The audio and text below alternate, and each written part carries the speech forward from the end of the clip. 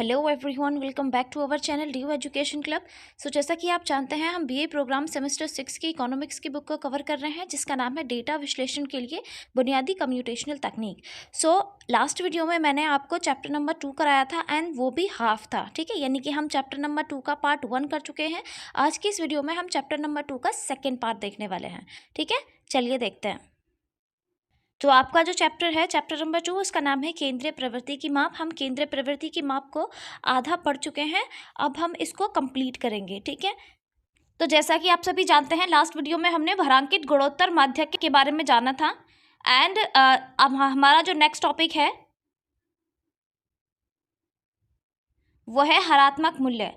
तो हमारा जो नेक्स्ट टॉपिक है वो हरात्मक मूल्य है। चलिए आइए पढ़ लेते हैं। हरात्मक मूल्य श्रेणी के मूल्य को व्युत्क्रमों के माध्य का व्युत्क्रम होता है, यानी कि जो श्रेणी के मूल्य जो होते हैं उनको उल्टा करने पर हरात्मक मूल्य हमें प्राप्त होता है, ठीक है। इसका फॉर्मूला भी है HM बराबर n अपॉन में 1/x plus 1/x2 plus 1/x3, और जितने भी टोटल टर्म्स हैं आप उनको 1 अपॉन करके रख देंगे, ठीक है। तो फाइनली जो फॉर्मूला बनेगा वो बनेगा n अपॉन में सिग्मा 1/x, ठीक है। फॉर्मूला बहुत आसान है, आप जैसे ही आंकड़े इसमें रखेंगे आपको आंसर आपका मिल जाएगा, ठीक है। चलिए आगे बढ़ते हैं। तो यहाँ पे कुछ आंकड़े भी दिए हुए हैं, क्वेश्चन दिया हुआ है, चलिए देख लेते हैं। तो निम्न आंकड़ों से हरात्मक माध्य निकालिए, यानी कि हमें क्या करना है, हरात्मक माध्य निकालना है। चलिए कैसे निकालना है देख लेते हैं। तो सबसे पहले मैंने आपको बताया था कि बहुत आसान सा फॉर्मूला है, आपको बस फॉर्मूला रखना है। क्या करना है, आपको n रखना है, अपॉन में सिग्मा 1/x रखने के बाद आपको इसे सॉल्व कर लेना है। और सिग्मा 1/x की वैल्यू जो होगी वो आपकी टोटल फ्रीक्वेंसी को जोड़ने पर आएगी, ठीक है। यानी कि टोटल फ्रीक्वेंसी को आप सिग्मा 1/x बोल सकते हैं, और n जो होता है वो आपका टोटल नंबर्स होता है, ठीक है। सभी नंबर्स को जोड़ेंगे तो जो बीच का नंबर होगा वो आपका n होगा, ठीक है। तो 10 अपॉन में 0.343372 इसका आंसर होगा, ठीक है। चलिए आगे बढ़ते हैं। यहाँ पे एक और एग्जाम्पल है, आप इसको खुद से करने की कोशिश करिएगा। एक्चुअली एक नहीं, यहाँ पे दो एग्जाम्पल्स हैं। आप इन दोनों क्वेश्चंस को अटेम्प्ट करिए। अगर आपको कोई प्रॉब्लम हो तो आप कमेंट बॉक्स में कमेंट कर सकते हैं, ठीक है। चलिए आगे बढ़ते हैं। यहाँ पे हरात्मक मूल्य से रिलेटेड और भी कुछ परिस्थितियां हैं, कुछ इंपॉर्टेंट चीज़ें हैं जो हमें जाननी है। हरात्मक माध्य का विशेष स्थितियों में प्रयोग, यानी कि हरात्मक माध्य का जो प्रयोग है वो हम किस स्थिति में कर सकते हैं और किस स्थिति में सबसे ज़्यादा ज़रूरी होता है, ठीक है। गुणोत्तर माध्य की भांति हरात्मक माध्य का भी कुछ विशेष स्थितियों में प्रयोग किया जाता है। इनमें से कुछ हैं। सबसे पहली है, यदि समय दर का औसत ज्ञात करने में तय की गई दूरी समान हो, यानी कि जब हमारे पास डिस्टेंस समान दे रखा होता है तो उस टाइम पे हम हरात्मक माध्य का प्रयोग कर सकते हैं। इससे इजीली हम किसी भी क्वेश्चन को कर पाएंगे। फॉर एग्जाम्पल यहाँ पे एक एग्जाम्पल है, बहुत ही छोटा सा और बहुत ही आसान सा एग्जाम्पल है, चलिए देख लेते हैं। तो एक आदमी 480 किलोमीटर प्रतिदिन चलता है। प्रथम दिन वह 12 घंटे 40 किलोमीटर प्रति घंटा की गति से चलता है। दूसरे दिन 10 घंटे 48 किलोमीटर प्रति घंटा की गति से चलता है, और तीसरे दिन 15 घंटे 32 किलोमीटर प्रति घंटा की गति से चलता है। तो यहाँ पे चलने का जो डिस्टेंस है वो सेम ही है, बट क्या करता है वो अपनी स्पीड को चेंज कर लेता है, ठीक है, और अपने टाइम को चेंज कर लेता है। तो इसके लिए यहाँ पे हमें हरात्मक माध्यक निकालना होगा, और इसको निकालने के लिए बहुत छोटा सा फॉर्मूला है जो लगेगा। हरात्मक माध्यक बराबर 1/48। 1/48 क्यों? क्योंकि उसकी जो पहली चाल थी वो 48 थी, ठीक है। उसके बाद हम क्या करेंगे, 1/40 उसकी दूसरी चाल लेंगे, उसके बाद 1/32 उसकी तीसरी चाल लेंगे, ठीक है। 3 ये इसीलिए लिया है क्योंकि उसकी टोटल चालें हैं, ठीक है। 3 का मतलब है उसकी टोटल चाल, उसने 3 चाल ही तो चली हैं। उसके बाद हम क्या करेंगे, इसको सॉल्व कर लेंगे तो हमारा 30 किलोमीटर पर आवर हमारी जो स्पीड है, इनकी हरात्मक माध्य है, वो निकल के आ जाएगा, ठीक है। उसके बाद एक और फॉर्मूला दिया हुआ है यहाँ पे, व्यक्तिगत गतियों का गणितीय माध्य, यानी कि हम व्यक्तिगत तरीके से भी इसे निकाल सकते हैं। इसको निकालने के लिए हमें क्या करना है, सारी स्पीड्स को जोड़ना है एंड उसको हमें 3 से डिवाइड कर देना है, क्योंकि टोटल 3 स्पीड है, ठीक है। तो सारी स्पीड्स को जोड़ेंगे और अपॉन में 3 रख देंगे, हमारा आंसर आ जाएगा। चलिए आगे बढ़ते हैं। यहाँ पे एक और क्वेश्चन दिया हुआ है जो कि सेम तरीके से सॉल्व होगा, आप इसे सॉल्व कर सकते हैं। आगे हम पढ़ेंगे माध्यिका, कि माध्यिका जो होती है वो क्या होती है एंड इसको कैसे निकालते हैं, ठीक है। यदि किसी व्यक्ति श्रेणी के चल मूल्य और उनके परिणाम के अनुसार आरोही व अवरोही क्रम में अनुवंशित किया जाए तो यह माध्यिका श्रेणी का वह केंद्रीय मूल्य होगा जिसके ऊपर और नीचे दोनों पदों की संख्या समान होनी चाहिए। माध्यिका का मतलब ऊपर और नीचे दोनों सभी पदों की जो संख्या है वो समान होनी चाहिए, ठीक है। यानी कि यहाँ पे जितना वॉल्यूम है उतना ही वॉल्यूम नीचे होना चाहिए, ठीक है। चलिए आइए देखते हैं। इसका फॉर्मूला भी है एक छोटा सा। तो फॉर्मूला है मीडियन बराबर साइज ऑफ n+1/2, ठीक है। बस हमें ये फॉर्मूला लगाना है, इसे अच्छे से याद कर लीजिएगा ताकि आप आपके आने वाले जो क्वेश्चन हैं वो इजीली सॉल्व हो जाएं, ठीक है। तो यहाँ पे एक एग्जाम्पल भी है, यदि पदों की सम संख्या है तो श्रेणी का कोई वास्तविक मूल्य केंद्र में नहीं होता। ऐसी स्थिति में यह मान लिया जाता है कि माध्यिका का मूल्य दो केंद्रीय मूल्यों के बीच में स्थित होता है। यानी कि अगर सम है तो ऐसी स्थिति में कोई केंद्रीय मूल्य तो होगा नहीं, इसी वजह से बीच वाला जो मूल्य होगा हम उसी को केंद्रीय मूल्य मान लेते हैं, ठीक है। यहाँ पे जो क्वेश्चन है इसको सॉल्व करने की कोशिश करते हैं। यहाँ पे सीरियल नंबर दिया हुआ है और कुछ संख्याएं दी हुई हैं। देखिए सबसे पहले हमें क्या करना होता है, ऐसे क्वेश्चंस को सॉल्व करने के लिए हमें सबसे पहले इन्हें असेंडिंग या डिसेंडिंग ऑर्डर में लगाना होता है, और वो भी एक नंबर को हम जितनी बार एक नंबर लिखा हुआ है उतनी बार उसको लिखते हैं। जैसे कि इस वाले क्वेश्चन में अगर हम नंबर 1 की बात करें तो ये जो शुरू होता है ये 3 से शुरू होता है, ठीक है। तो सबसे पहले मुझे 3 ही लेना है। उसके बाद देखो यहाँ पे 4 है, देन मैं 4 लूँगी, दोबारा 4 है, देन मैं दोबारा 4 लूँगी। उसके बाद मैं इसी तरीके से इसे असेंडिंग ऑर्डर में लगाऊंगी। इसी तरीके से जो ये सेकंड एग्जांपल है इसके साथ भी करना होगा, ठीक है। सारी टेबल बनने के बाद आपको क्या करना है, बस इसको फॉर्मूला में रखना है। फॉर्मूला में रखने के लिए आपको क्या करना पड़ेगा, मीडियन बराबर साइज ऑफ n+2 वाला फॉर्मूला रखना है। और यहाँ पे क्या है, आपको देखिए n का मतलब मैंने आपको बहुत बार बताया है इस बुक में, तो n का मतलब होता है टोटल नंबर, यानी कि जो लास्ट वाला नंबर होगा वो आपका n होगा, ठीक है। तो n+1 करना है आपको, अपॉन में 2 करना है। n कितना है हमारे पास 9 है, देन उसके बाद हमें इसमें 1 प्लस करना है और अपॉन में 2 कर देना है। तो हमारा ये जो आ जाएगा यहाँ पे माध्यक निकल के आ जाएगा, ठीक है। आई होप आपको समझ में आ गया होगा, बहुत आसान सा था। चलिए आगे बढ़ते हैं। तो यहाँ पे हमारा जो नेक्स्ट टॉपिक है वो है विच्छिन्न श्रेणी में माध्यिका की गणना, ठीक है। यानी कि विच्छिन्न श्रेणी आ जाती है तो उसमें माध्यिका की गणना कैसे करनी है। विच्छिन्न श्रेणी में कुल आवृत्तियों को 2 बराबर भागों में बांट लिया जाता है, यानी कि जो भी टोटल फ्रीक्वेंसी है उनको क्या करेंगे, हम 2 बराबर भागों में बांट लेंगे। और यहाँ पे हमें कम्युलेटिव फ्रीक्वेंसी निकालने की आवश्यकता पड़ती है। कम्युलेटिव फ्रीक्वेंसी कैसे निकालते हैं मैं अभी आपको बताऊंगी, पहले इसे पढ़ लेते हैं। उसके लिए संचयी कम्युलेटिव, यानी कि कम्युलेटिव जो आवृत्ति है, जो फ्रीक्वेंसी है, उसको हमें प्राप्त करना होगा। उसके बाद ही हम उसे फॉर्मूला में रख सकते हैं, ठीक है। और ये प्राप्त करने के बाद हम इसे n+1 अपॉन में 2 वाले फॉर्मूला में आसानी से रख सकते हैं, ठीक है। चलिए आगे बढ़ते हैं, बताती हूँ कि आपको CF यानी कि कम्युलेटिव फ्रीक्वेंसी कैसे निकालते हैं, ठीक है।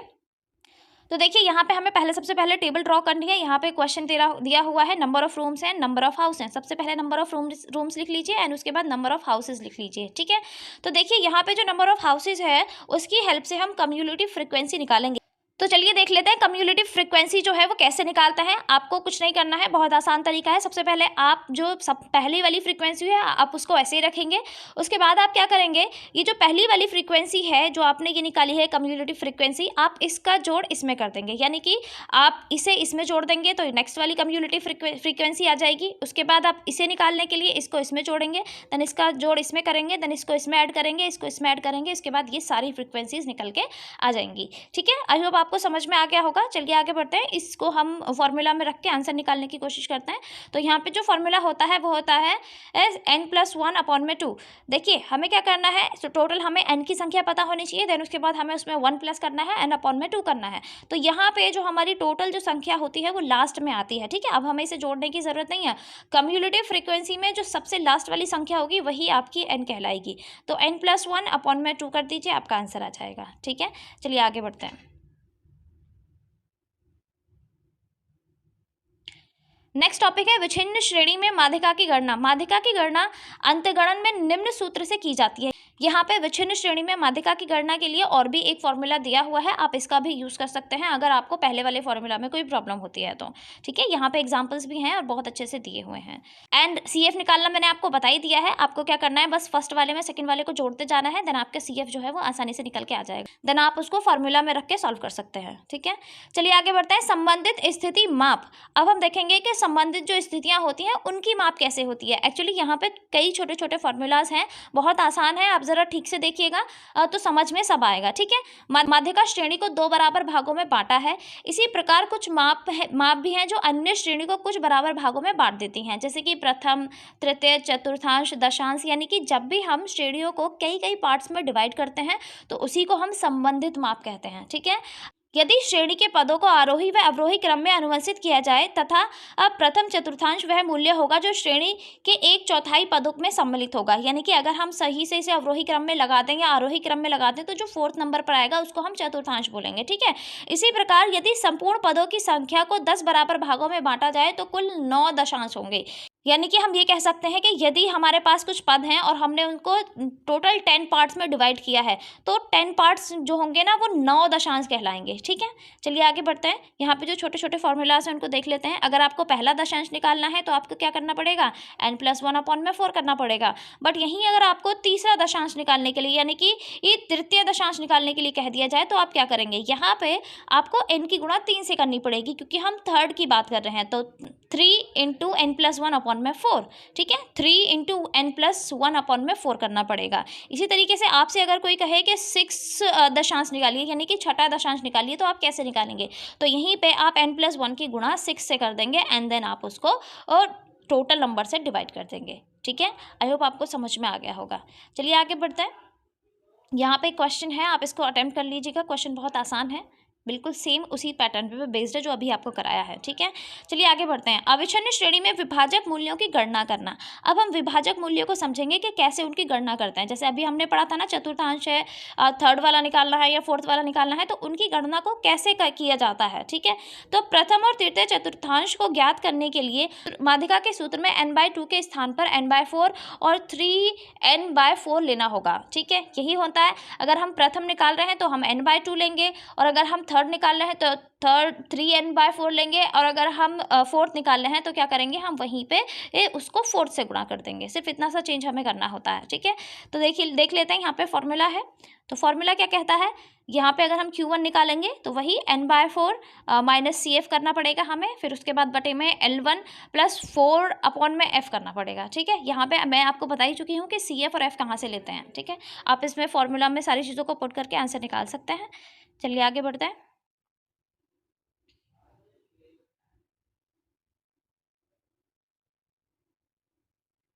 तो यहाँ पे हमें एक और एग्जाम्पल दिया हुआ है जिसमें एक न्यू फार्मूला, न्यू नहीं है वैसे, पुराना ही फार्मूला है, बट ये है कि इसमें नई तरीके से दिया हुआ है, एक अलग तरीके से दिया हुआ है। तो यहाँ पे हमें क्या करना है एवरीवन, यहाँ पे बस आपको क्या करना है, सीधे सीधे सिंपली आपको जो सबसे बड़ा नंबर है उसको पुट करना है, देन आपको उसको 4 से डिवाइड कर देना है। ठीक है, आपका आंसर बहुत आसानी से आ जाएगा क्योंकि ये n/4 के बारे में है, n/4 के बारे में है। ठीक है, तो क्या करिए, सबसे पहले सबसे बड़ा नंबर लीजिए, उसके बाद उसको 4 से डिवाइड कर दीजिए, आपका आंसर आ जाएगा। ठीक है, आप शॉर्ट तरीके से भी इसको सॉल्व कर सकते हैं, कोई प्रॉब्लम नहीं होगी। चलिए आगे बढ़ते हैं। आगे जो हमारा टॉपिक है, इंपॉर्टेंट टॉपिक, वो है बहुलक यानी कि मोड। ठीक है, विस्तृत रूप में बहुलक श्रेणी का वह मूल्य है जिसकी आवृत्ति या अभ्यवृत्ति सर्वाधिक होती है, यानी कि जिसकी रिपीटेशन जो होगी वो बार बार होगी, वही बहुलक होता है। ठीक है, इस श्रेणी का सबसे अधिक बार आने वाला मूल्य बहुलक कहलाता है, यानी कि हम ये कह सकते हैं कि जो भी श्रेणी में सबसे ज़्यादा आएगा उसे हम बहुलक कह देंगे। ठीक है, व्यक्तिगत श्रेणी की स्थिति में बहुलक वह मूल्य है जो श्रेणी में सबसे अधिक बार आया है। ठीक है, चलिए देख लेते हैं। यहाँ पे टॉपिक, यहाँ पे एक टेबल है और टेबल में देखिए बहुत सारे नंबर्स हैं। टेबल में देखिए बहुत सारे नंबर्स हैं। फॉर एग्जांपल यहाँ पे 10 है, 27 है, 24 है, 12 है, 27, 27, 20, 18, 15 एंड 30। यहाँ पे अगर आप ऑब्जर्व करेंगे तो 27 एक ऐसा नंबर है जो बार बार आ रहा है, यानी कि इस टेबल का जो बहुलक होगा वो 27 होगा। ठीक है, आई होप आपको समझ में आया होगा, बहुत आसान है ये। ठीक है, यहाँ पे और देखिए, यहाँ पे ये क्वेश्चन था एक्चुअली, और इसमें पूछा था कि बहुलक निकालिए, तो बहुलक की गणना तो आप कर सकते हैं, जो सबसे ज़्यादा बार आया होगा वही क्या होगा, यहाँ पे बहुलक होगा। ठीक है, यानी कि मोड होगा। चलिए, विच्छिन्न श्रेणी में बहुलक की गणना करना, यानी कि अब विच्छिन्न श्रेणी आ जाए तो आप बहुलक की गणना कैसे करेंगे। इस स्थिति में भी बहुधा निरीक्षण द्वारा ही बहुलक का निर्धारण किया जाता है, यानी कि सबसे ज़्यादा जो आ रहा होगा उसी का निरीक्षण किया जाता है। यहाँ पे निरीक्षण द्वारा ज्ञात होता है कि बहुलक 3 है क्योंकि इसकी आवृत्ति सर्वाधिक है, यानी कि जब भी बहुलक जो है वो बार बार आएगा, जो भी चीज़ बार बार आएगी उसमें वही जो होगा वो बहुलक होगा। ठीक है, यहाँ पे देखिए बहुलक का एक बहुत ही इंपॉर्टेंट टॉपिक है जो कि ग्रुपिंग टेबल है। ग्रुपिंग टेबल बनाना इतना आसान नहीं होता है, तो प्लीज़ आप ध्यान से सुनिएगा। ठीक है, सबसे पहले क्या करना होता है, हमें क्वेश्चन के अकॉर्डिंग यहाँ टेबल बनानी है एंड देन उसके बाद हमें फ्रीक्वेंसीज लिखनी है। चलिए आगे मैं बताती हूँ कि आप इस टेबल को आगे कैसे बढ़ाएंगे। ठीक है, तो यहाँ पे क्या फ्रीक्वेंसी थी, 4, 5, 13, 6, 12, 8 एंड 6। आपको क्या करना है, 2-2 के जोड़े बनाने हैं। जैसे कि यहाँ है 4 और 5 के जोड़े बनाएंगे, यहाँ पे 9 आएगा। 13 और 6 को बनाएंगे तो यहाँ पे 19 आएगा। 12 और 8 को बनाएंगे, यहाँ पे 20 आएगा। ठीक है, यहाँ पे ये रह गया है, इट्स ओके। ठीक है, जब जोड़ा बने और एक रह जाए यहाँ पे तो कोई प्रॉब्लम नहीं होती। ठीक है, आप इसे छोड़ सकते हैं। उसके बाद इसको हम नेक्स्ट में कवर करेंगे। नेक्स्ट में कवर करेंगे कैसे, चलिए आगे बढ़ते हैं। यहाँ पे 5 और 13 से मिलेगा 18, उसके बाद क्या होगा, 12 और 6 से मिलेगा 18, देन उसके बाद 8 और 6 से मिलेगा 14। इसी तरीके से आप ये वाला जो 22 है ये इन दोनों को जोड़कर आया होगा। ठीक है, इसी तरीके से आता है। तो ये जो सारी चीज़ें होंगी आपको क्या करना है, एक दो दो जोड़े उठाने हैं और उनको जोड़ जोड़ के लिख देना है। तो यही ग्रुपिंग टेबल होती है, ठीक है। आई होप आपको समझ में आ गया होगा। तो ग्रुपिंग टेबल का मतलब क्या है, हमें ग्रुप में 2 पेयर लेने होते हैं। पहले इस वाले पेयर को लीजिए, फिर इस वाले पेयर को लीजिए, फिर इसको लीजिए, एंड देन अगर आपका कोई जो नंबर है वो अकेला छूटता है तो उसको छोड़ दीजिए, कोई प्रॉब्लम नहीं है, ठीक है। चलिए आगे बढ़ते हैं। उसके बाद अविषम श्रेणी में बहुलक का निर्धारण, ठीक है। अविषम श्रेणी में बहुलक का निर्धारण करने के लिए विच्छिन्न श्रेणी की स्थिति में प्रयुक्त विधि के अलावा एक और कदम की आवश्यकता होती है। यानी कि जो हमने ग्रुपिंग टेबल बनाई है उसकी तो आवश्यकता होती है अविच्छिन्न में, उसके अलावा एक और कदम की आवश्यकता होती है। समूहीकरण विधि द्वारा बहुलक वर्ग ज्ञात कर लेने के बाद अंतर्गणन में निम्न सूत्र का प्रयोग किया जाता है। यानी कि जैसे ही आपने समूहीकरण की विधि से आपने टेबल बना ली, ठीक है, एंड उसके बाद आपको क्या करना है, अब बस आपको इसे फॉर्मूला में रखना है, जो कि है L1 plus F1 minus F0 upon में 2F1 minus F1 minus F2, ठीक है। उसके बाद क्या करना है, हमें L2 माइनस L1 कर देना है। ये बहुत ही आसान सा फॉर्मूला है, आपने 10th क्लास में भी पढ़ा होगा, ठीक है। चलिए आगे बढ़ते हैं। इसके बाद देखिए ग्रुपिंग टेबल यहाँ पे दोबारा से बना रखी है, आप इसे दोबारा से बनाने की कोशिश कर सकते हैं जैसे मैंने आपको बताया है। चलिए आगे बढ़ते हैं। बहुलक अस्पष्ट यानी कि आइल डिफाइंड होने पर उसकी गणना, जब बहुलक अस्पष्ट हो तो कैसे उसकी गणना करते हैं। उन स्थितियों में जब किसी श्रेणी अथवा वितरण के लिए अनेक बहुलक मूल्य हो, उपरोक्त सूत्र का प्रयोग नहीं किया जाता। यानी कि हम ये कह सकते हैं कि जब हमें लगे कि बहुलक बहुत सारे हो सकते हैं इसमें, तो हम उस टाइम पे सिर्फ और सिर्फ ये देख के पता नहीं लगा सकते कि कौन सा सबसे ज़्यादा है, क्योंकि हम तो डिफाइन कर ही नहीं सकते, ठीक है। उसके बाद क्या होता है, उदाहरण के लिए श्रेणी में 2 या 2 से अधिक मूल्यों के सामने सर्वाधिक आवृत्ति हो सकती है। यानी कि 2 या 2 से अधिक मूल्य ऐसे हो सकते हैं जो बहुत बार आ रहे हैं। तो उस स्थिति में आपका ये डिसाइड करना बहुत मुश्किल हो जाता है कि आप किसे बहुलक चुनें, ठीक है। तो इस स्थिति के लिए हमारे पास एक न्यू तरीका है, चलिए देख लेते हैं, जिसका नाम है द्वि बहुलक या बहु बहुलक मॉडल, ठीक है। यानी कि हम इसे कह सकते हैं या ये द्वि बहुलक और बहु बहुलक मॉडल है, क्योंकि कभी कभी ऐसा होता है कि 2 नंबरों की फ्रीक्वेंसी बराबर होती है और कभी कभी ऐसा होता है कि बहुत सारे नंबर्स की फ्रीक्वेंसी बराबर होती है, ठीक है।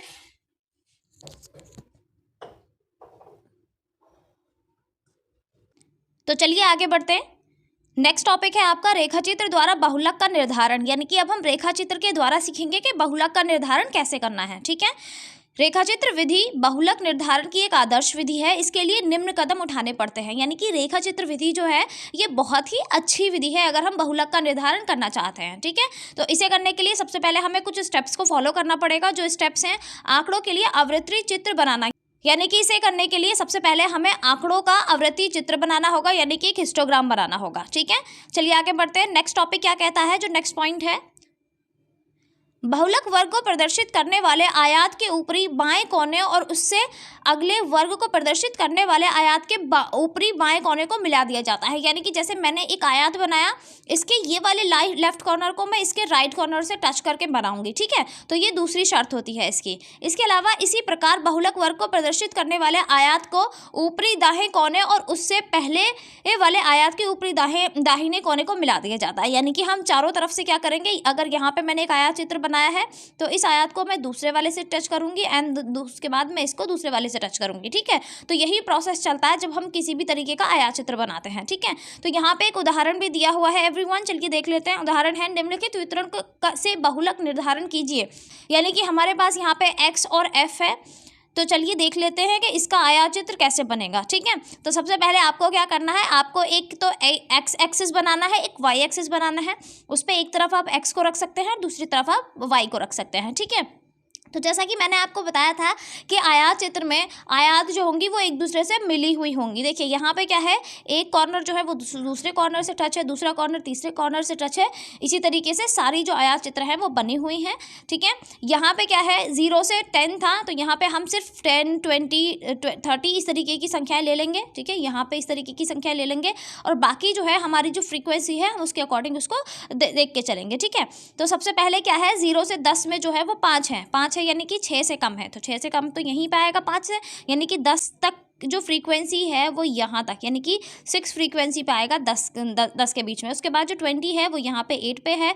देन उसके बाद 27 है जो आप यहाँ 12 एंड 16 के बीच में देख सकते हैं ऊपर टेबल में। एंड देन उसके बाद 30 है, 30 के बाद 40 है, एंड देन 50 है। ठीक है, आप इसी तरीके से पूरी टेबल को ड्रॉ कर सकते हैं, ये बहुत आसान है। उसके बाद हमें क्या करना है, टेबल ड्रॉ करने के बाद हमें एक फॉर्मूला रखना है जो है L1 plus F1 minus F0 upon में 2F1 minus F1 minus F2। ठीक है, फिर उसके बाद हमें क्या करना है, L2 माइनस L1 कर देना है।